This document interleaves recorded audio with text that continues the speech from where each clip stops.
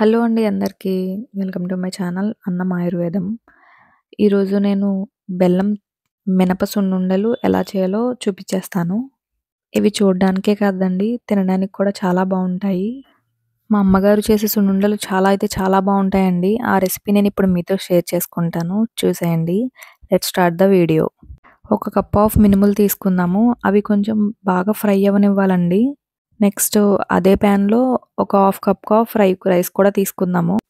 ఇవి fry అవ్వడంలోనే taste అనేది బావుంటుంది. నెక్స్ట్ ఒక కేజీ బెల్లం తీసుకుందాము. అది కొంచెం బాగా మెత్తగా అవసరం లేదండి. ఒక చిన్న పీసెస్ కింద కట్ చేసుకున్నా సరిపోతుంది. మనం మినుములు, రైస్ అనేది ఫ్రై చేసుకోవడంలోనే మనకి టేస్ట్ అనేది బాగా వస్తుంది. అవి ఫ్రై అయినాయని ఎలా తెలియాలంటే, అది మనం ఒకటి తీసుకొని నోట్లో వేసుకున్నామంటే అవి పగలాలండి టప్‌మని. సో, అప్పుడు తెలుస్తుంది.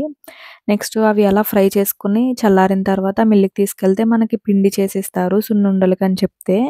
చూస్తున్నారు కదా! నెక్స్ట్ బెల్లం కూడా రెడీ చేసి పెట్టుకుందాము. ఇప్పుడు ఇవి ఎలా మిక్స్ చేయాలంటే, మనం కొంచెంగా పిండి అండ్ బెల్లము 2 కలిపి మిక్సీలో వేసి మిక్స్ చేసుకోవాలండి. చాలామంది రోకలితో దంచుతూ ఉంటారు. అది కొంచెం లాంగ్ ప్రాసెస్.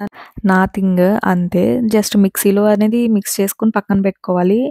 నెక్స్ట్ హోమ్‌మేడ్ ఘీ అనేది ఉంటే యూజ్ చేసుకోండి. టేస్ట్ ఎక్సలెంట్ వస్తుంది. మనకి లైట్ వార్మ్‌గా ఉండాలండి.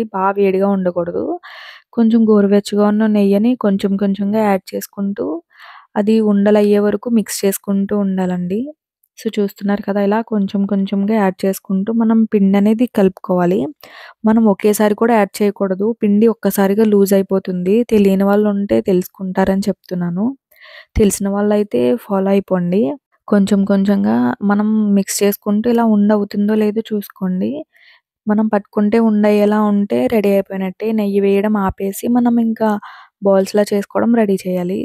చూస్తున్నారు కదా! ఇలా 2 హ్యాండ్స్ యూజ్ చేసి మనం రౌండ్‌గా చేసుకోవాలి. ఈ నెయ్యి యాడ్ చేసిన తర్వాతే మనం వెంటనే ఉండలనేది చేసుకోవాలండి. లేకపోతే పిండి ఆరిపోతే మనకి ఉండలవ్వవు మళ్ళీని.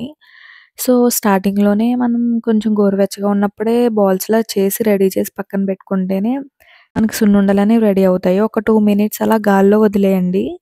మనకు కావాల్సిన షేప్ అనేది కొంచెం గట్టిపడుతుంది. సో, మనం ఫెస్టివల్స్‌కి అవి చేస్తూ ఉంటాం కదా! సో, నా వీడియో అనేది సేవ్ చేసి పెట్టుకోండి. ఆ టైంలో మీకు బాగా యూజ్ అవుతుంది.